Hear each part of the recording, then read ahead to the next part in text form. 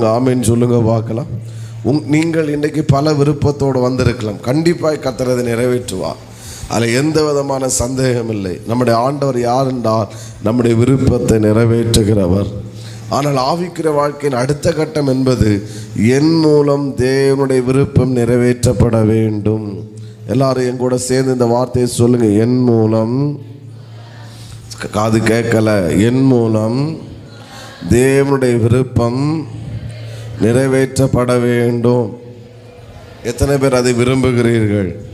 விரும்பினா சத்தமாய் ஒரு ஆமே. காது கேட்கல, இன்னும் சத்தமாய் ஆமே. ஓகே, இனி நம்ம தியானிப்போம் எது தேவனுடைய விருப்பம். நான் விருப்பம்னு சொன்னேன். அப்போ தேவனுடைய விருப்பம் எது? ஒரு 5 அல்லது ஒரு 6 காரியங்களை நேற்று இரவில் ஆவியான சிந்தையில் போட்டதை நான் உங்களோடு கூட சொல்லுகிறேன். ஆமேன். இவைகள் நம்முடைய விருப்பமாய் மாறுவதாக. சத்தமாய் ஆமேன்னு சொல்லுங்க பார்க்கலாம். முதலாவது 2 பேதுரு 3ஆம் அதிகாரம், அதனுடைய இன்னொரு வார்த்தை தேவனுடைய விருப்பம் என்பதனுடைய இன்னொரு வார்த்தை தேவனுடைய சித்தம். ஆமென். அவருடைய விருப்பத்திற்கு இன்னொரு வார்த்தை எனது தேவனுடைய சித்தம். இனி வாசிங்க 2 பேதுரு 3ஆம் அதிகாரம், அதனுடைய 9வது வசனம்.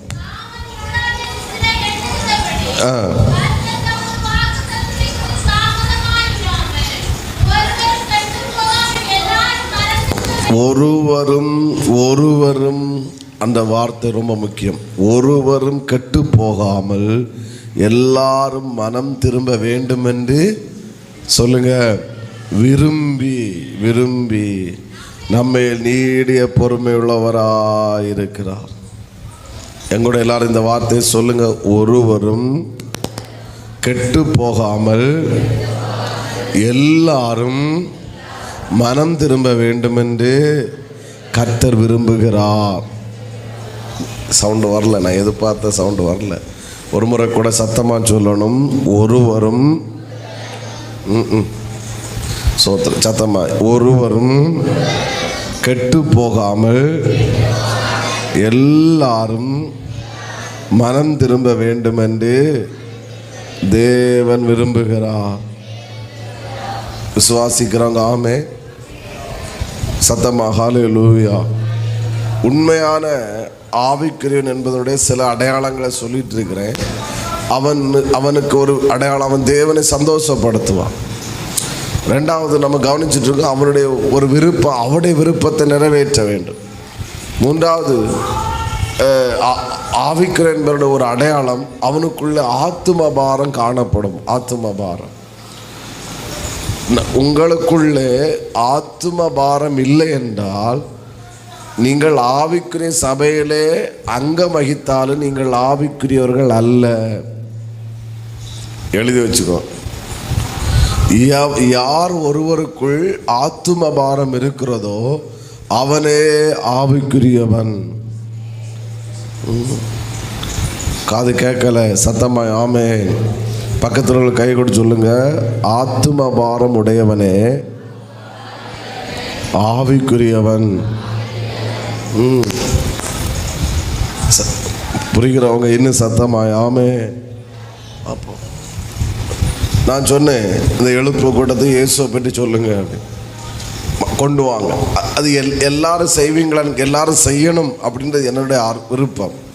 ஆனால் யாரால் செய்ய முடியாமல் இருக்க முடியாதுன்னா ஆத்தும பாரம் உள்ளவர்களால் மற்றவர்களுக்கு இயேசுவை பற்றி சொல்லாமல் இருக்கவே முடியாது. சோத்திரம். அதற்கு வயது தடையல்ல, திறமை தடையல்ல. ஜனங்கள் அதிகமாக ரட்சிக்கப்படுவது பர்சனல் இவாஞ்சலிசம். தனிப்பட்ட விதத்தில் இயேசுவை பற்றி சொல்லும் போது தான் ஜனங்கள் இயேசுவை ஏற்றுக்கொள்ளுகிறார்கள். ஜனங்கள் இயேசுவால் தொடப்படுகிறார்கள். பொதுவாய் பேசும்போது சுவிசேஷம் கேட்கப்படுகிறது. ஸோ நீங்களே எழுதிக்கோங்க. எனக்குள் ஆத்தும பாரம் இல்லாவிட்டால் நான் வெண்வஸ்திரம் உடுத்தாலும் சரி, ஆவிக்குரிய சபையில் இருந்தாலும் சரி, ஆண்டோட பிள்ளை என்று சொன்னாலும் சரி, எனக்குள் ஆத்தும பாரம் இல்லாவிட்டால் நான் ஆவிக்குரியவனே அல்ல. இடையில ஒரு பாஸ்டரோட மெசேஜ் கேட்கும் அவர் இப்படி சொன்னார், ஊழியர் கூட்டத்தில் இப்படி சொல்கிறாரு, உங்களுக்குள் ஆத்மபாரம் இல்லாவிட்டால் தயவு செய்து நீங்கள் ஊழியத்தை விட்டு போயிருங்க. உங்களுக்கு திறமை இல்லாட்டாலும் பரவாயில்லை, வல்லமை வரங்கள் இல்லாவிட்டாலும் பரவாயில்ல, ஆத்மபாரம் இல்லாவிட்டால் நீங்கள் ஊழியம் செய்வது வேஸ்ட். உங்களால் ஊழியம் செய்ய முடியாது. அல்லது அந்த ஊழியம் ஏதோ பணத்துக்காகத்தான் இருக்குது, அதை கர்த்தர் அங்கீகரிக்க மாட்டார். ஆத்துமபாரம் உடையவனே உண்மையுள்ள ஊழியக்காரன் அப்படின்னார். புரிகிறவங்க சத்தமாக ஆமேன்னு சொல்லுங்க பார்க்கலாம். ஆண்டவர் சொல்லுகிறார், ஒருவரும் கெட்டு போகாமல் எல்லாரும் மனம் திரும்ப வேண்டும் என்று விரும்புகிறார். அப்படின்னு அர்த்தம் என்ன? பிச்சை எடுக்கிறவர்களும் மனம் திரும்ப வேண்டும், ஹிந்து நண்பர்களும் மனம் திரும்ப வேண்டும், இஸ்லாமியர்களும் மனம் திரும்ப வேண்டும். ஆமேன். மனிதனாய் இருக்கிற அத்தனை பேரும் மனம் திரும்ப வேண்டும் என்று கர்த்தர் விரும்புகிறார். அதற்கு கர்த்தரனை நம்புகிறார். அந்த அந்த அந்த பாரம் எனக்குள் இருந்தால் அது நிறைவேற்றப்படுவதற்காகத்தான் எனக்கு கிருபை வரங்களை கர்த்தர் கொடுக்கிறார். கிருபை வரங்களை கர்த்தர் கொடுப்பது நான் பெரியவனாவதற்காக அல்ல, என்னை மேன்மைப்படுத்துவதற்காக அல்ல, அதை வைத்து நான் பணம் சம்பாதிப்பதற்காக அல்ல. எனக்கு கர்த்தர் கிருபை வரங்களை கொடுப்பது அதை வைத்து பாவிகள் மனம் திரும்புவதற்காக, அதை குறித்து ஜனங்கள் ரட்சிக்கப்படுவதற்காக, அதை குறித்து அநேகர் இயேசுவை ஏற்றுக்கொள்வதற்காக. 1 தீமோத்தேயு 2:4 ஆண்டவர் இப்படி சொல்லுகிறாரு, எல்லா மனுஷரும் ரட்சிக்கப்படவும் சத்தியத்தை அறிவை அடையவும் அவர் சித்தமுள்ளவராய் இருக்கிறார். எல்லாரும் எங்கூட சொல்லுங்க, எல்லா மனுஷரும் ரட்சிக்கப்பட வேண்டும். அது கேட்கல சத்தமா, எல்லா மனுஷரும் ரட்சிக்கப்பட வேண்டும். ஹல்லேலூயா.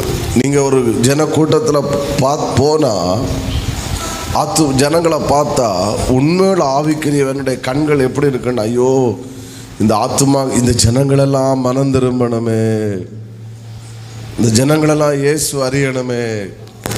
சால்வேஷன் ஆர்மி என்கிற ஸ்தாபனத்தை நிறுவன அந்த வில்லியம் பூத் என்கிற அந்த தேவ மனிதர், அவர் என்ன செய்வார்னா, ரோட்டில் போகும்போது அவர் சத்தம் போட்டு அழுவார், ஐயோ எரியுது, ஐயோ எரியுதுன்னு சொல்லிட்டு அப்படியே அழுதுகிட்டே ஓடுவாராம். அப்போது இவர் அழுதுகிட்டு ஓடும்போது ஜனங்கள் பின்னாடி போவாங்களாம், போய் கேட்பாங்களாம், எங்கே எரியுது, எங்கே எரியுது, எங்கே எரியுது அப்படின்னு கேட்பாங்களாம். ஸோ உடனே ஒரு பெருஞ்சனக்கூட்டம் வந்த உடனே அவர் சொல்லுவார், நீங்கள்லாம் ரட்சிக்கப்படாமல் இருப்பதுனால, நீங்கள் பாவம் செய்வதனால என்னுடைய வயறு எரியுது அப்படின்பார். உடனே ஜனங்கள் அவரை போட்டு அடிப்பாங்க. ஸோ அடிச்சுட்டு போயிடுவாங்க. அந்த மனிதன் மூலமாகத்தான் ஒரு சால்வேஷன் ஆர்மி என்கிற ஸ்தாபனத்தையே கர்த்தர் உருவாக்கினார்.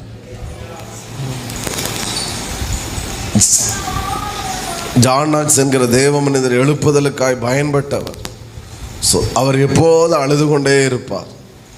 மனைவி சொல்லுவாங்க, சாப்பிடும் போதாவது கொஞ்சம் சந்தோஷமாக இருக்கலாமே. அப்போ அவர் சொல்லுவார், இந்த ஸ்காட்லாந்து ஜனங்கள் இந்த தேசத்து பாவத்தில் வாழும்போது, அக்கிரமத்தில் வாழும்போது என்னால் எப்படி சந்தோஷமாக இருக்க முடியும் என்று அழுது கொண்டே இருப்பார். அந்த மனிதன் மூலம்தான் அந்த தேசத்தில் ஒரு எழுப்புதலை கட்டளையிட்டார். இன்றைக்கு ஆத்ம பாரமுடைய ஊழியர்களும் விசுவாசிகளுடைய எண்ணிக்கை ரொம்ப குறைந்து கொண்டே இருக்கிறது. ஸோ விசுவாசிகளுக்கு அந்த ஆத்ம பாரம் கிடையாது. அநேக ஊழியர்களுக்கு இன்னைக்கு குறைகிறது. அவருடைய ஊழியம் என்பது அதன் மூலம் தன்னுடைய நோக்கம் நிறைவேற வேண்டும், தன்னுடைய தேவைகள் சந்திக்கப்பட வேண்டும், தான் பிரபலமாக வேண்டும். விசுவாசிகளுக்கு அதை குறித்து ஆமென் ஸ்தோத்திரம் போதிப்பதில்லை. விசுவாசிகள் எதற்காக சபைக்கு வருகிறார்கள்? எப்படியாவது என்னுடைய விருப்பம் நிறைவேற வேண்டும், எப்படியாவது என்னுடைய ஜெபம் கேட்கப்பட வேண்டும், எப்படியாவது என்னுடைய தலைவலி மாற வேண்டும். பாஸ்டர் உபவாசம் இருந்த ஜெபம் பண்ணுங்க, எப்படியாவது எனக்கு வயிறு வலி மாறணும். என் பட்டினி, இதுதான் மக்களுடைய நோக்கமாக இருக்கிறது. ஆனால் ஆண்டவருடைய ஒரு விருப்பம் இருக்கிறது, ஆமென், ஒருவரும் கெட்டு போகக்கூடாது, எல்லாரும் ரட்சிக்கப்பட வேண்டும். எல்லாரும் மனம் திரும்ப வேண்டும் என்று ஒரு விருப்பம் உள்ளவராக இருக்கிறார். ஆனால் இன்றைக்கு அதை குறித்த சிந்தையும் பாரமும் இன்றைக்கு ஜனங்கள் மத்தியில் குறைந்து கொண்டிருக்கிறது. ஆனால் கர்த்தர் இன்றைக்கு நம்மோடு கூட தெளிவாக இடைப்பட்டு கொண்டிருக்கிறார். என்னுடைய விருப்பத்தை நிறைவேற்ற நீ ஆயத்தம் என்றால் உனக்காக எதையும் செய்ய நான் ஆயத்தமாக இருக்கிறேன். யோசிச்சு பாருங்க, எத்தனை நம்முடைய ஜபங்களிலே மற்றவர்களுக்கான ஜபம் நம்முடைய ஜபங்களில் இருக்கிறதா? ரட்சிக்கப்படாத ஜனங்கள் மனம் திரும்ப வேண்டும் என்கிறது நம்முடைய ஜபங்களில் இருக்கிறதா? ஸ்தோத்திரம். நம்முடைய கண்ணீர், ஆண்டவரே பாவிகள் மனம் திரும்பட்டும் என்று நம்முடைய கண்ணீர் இருக்கிறதா? நம்முடைய கண்ணீர் நம்முடைய தேவைக்காகத்தானே இருக்கிறது. நம்முடைய ஜபங்கள் நம்முடைய விருப்பங்கள் நிறைவேற வேண்டும் என்பதற்காகத்தானே இருக்கிறது. நம்முடைய உபவாசங்கள் என்னுடைய கடன் மாற வேண்டும் என்பதற்காகத்தானே இருக்கிறது. ஹல்லேலூயா. ஒரு பெருங்கூட்டம் அழிந்து கொண்டு இருக்கிறது, நரகத்துக்கு நேராய் சென்று கொண்டிருக்கிறது. அதை குறித்த கவலை இன்னைக்கு பெந்தெகோஸ்தே ஊழியர்களுக்கு, விசுவாசிகளுக்கு இன்றைக்கு இல்லாமல் போகிறது. ஆண்டவர் எப்படி அவர் அமைதியாக இருக்க முடியும்? இன்னைக்கு இந்த ஒரு வெளிச்சத்தை தந்து நம்மோடு கூட பேசுகிறார் என்றால் நான் விசுவாசிக்கிறேன். கர்த்தர் இந்த தடிக்காரகன ஃபுல் காஸ்பல் சபையை கர்த்தர் நம்பி இருக்கிறாரு. தேவ பிள்ளையை உன்னை நம்பி இருக்கிறாரு. நீ வாங்கின உனக்கு வீட்டை குறித்தும் நீ வாங்கின பொருட்களை குறித்தும் நீங்கள் மற்றவரிடத்துல சொல்லுகிறீர்கள். நீங்கள் வேலை பார்க்குற இடத்துல, நீங்கள் வேலைக்கு போகிற இடத்துல ஏதோ குறித்து பேசுகிறீங்க. தேவன் உங்களுக்கு தந்த ரட்சிப்பை குறித்து உங்களுக்கு வேலை செய்கிற நபரிடத்தில் சொல்லியிருக்கிறீங்களா? எத்தனை ஆமென் ஸ்தோத்திரம். மனிதர்களை நம்ம அனுதினமும் சந்திக்கிறோம். ஒரு நாளாவது உங்கள் வாயிலிருந்து இயேசுவை ஏற்றுக்கொள்ளுங்கள் என்கிற வார்த்தை நம்ம வாயிலிருந்து வந்திருக்கிறதா? காது கேட்கல. நம்ம வாயத்தை நீங்கள் நல்லா இருக்கீங்களா?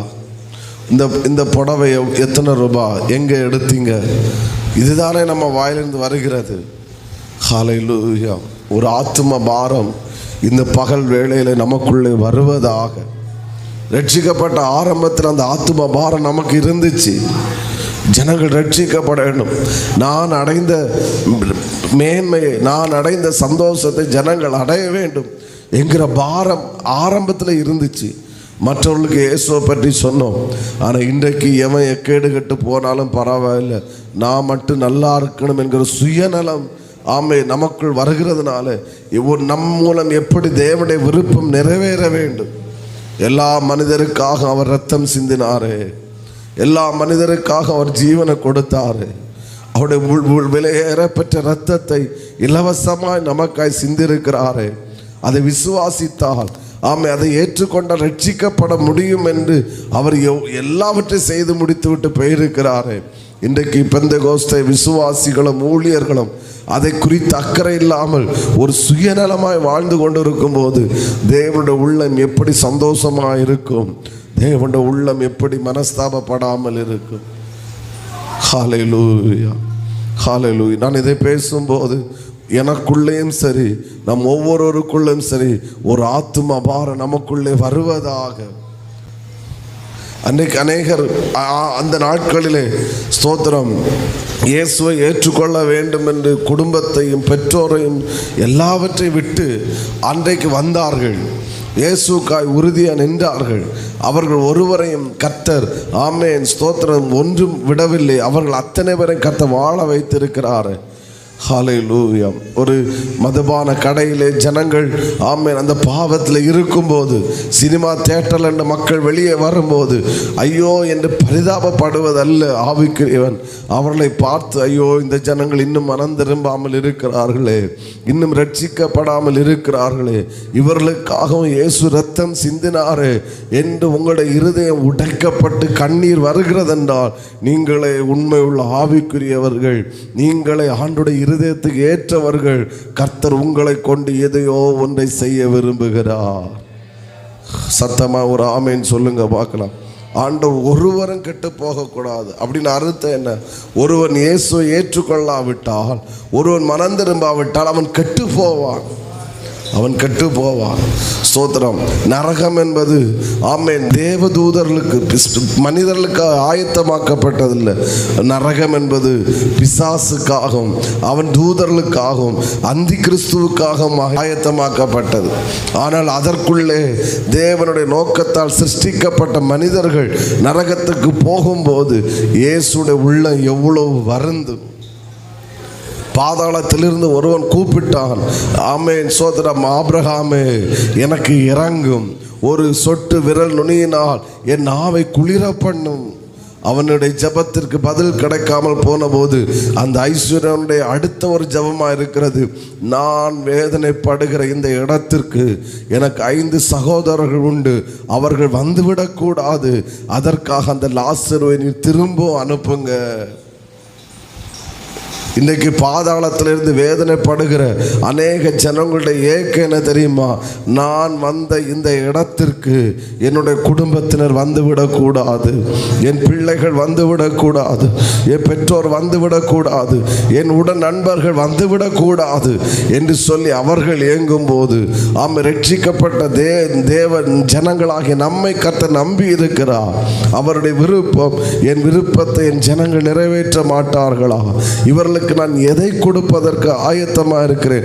இந்த ஜனங்கள் மனம் திரும்ப வேண்டும் என்று ஆமென் இவர்கள் செயல்பட மாட்டார்கள் என்று கர்த்தர் கிறிஸ்தவர்களை பெந்தகோஸ்துக்காரர்களை நம்பி இருக்கும் போது அவர்களுக்கு அதை குறித்து கவலையே இல்லை. எங்களுக்கு உல்லாசமான வாழ்க்கை போதும். என் நிமித்தம் இயேசு எப்படி சந்தோஷப்படுவார், என் நிமித்தம் தேவன் எப்படி மகிழுவார்.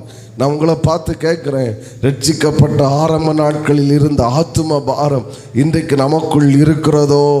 ரட்சிக்கப்படாத ஜனங்களை பார்க்கும்போது இருந்த மனதுருக்கம் நமக்குள் இருக்கிறதோ? இவர்கள் மனம் திரும்பவில்லையே என்று அழுத அழுகை இன்றைக்கு நமக்குள் இருக்கிறதோ? இன்றைக்கு அதெல்லாம் செத்து போய் விட்டது. இன்றைக்கு எப்படியாவது நான் நல்லா இருக்கணும், எனக்கு 3 நேரம் சோறும் மீனும் வேணும், இந்த சுயநலத்தில் தானே இன்றைக்கு கிறிஸ்தவ உலகம் போய்கொண்டு இருக்கிறது. காது கேட்கல. எத்தனை பேர் ஆமேன்னு சொல்லுகிறீர்கள்? இன்றைக்கு நான் தான் ஆரம்பத்தில் சொன்னேன், ஆண்டவர் கோடிக்கணக்கான ஜனங்களுடைய விருப்பத்தை நிறைவேற்றுகிறார். ஆனால் அவருடைய விருப்பத்தை நிறைவேற்றுகிறவர்கள் இன்றைக்கு வெகு சிலர். யார் ஒருவர் அவருடைய விருப்பத்தை தன்னுடைய விருப்பமாக எடுத்துக்கொண்டு செயல்படுகிறார்களோ அவர்களுக்காக எதையும் செய்ய கர்த்தர் வல்லமை உள்ளவராக இருக்கிறார்.